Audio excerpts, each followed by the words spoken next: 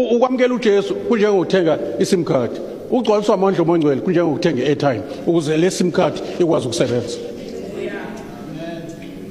Ngaphandle komongcwele uzophiliswa komhledeni, kuzoba nezinto ezikuhlulayo, uzoba nama-addictions.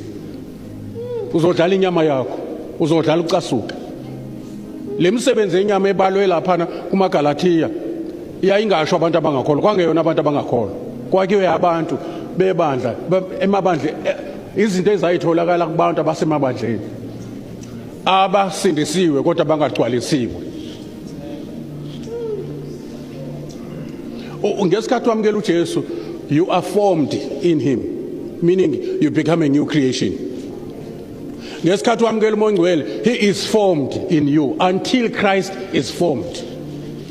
Makuthiwa until Christ is formed in you, kusho you don't conform to the standards of this world.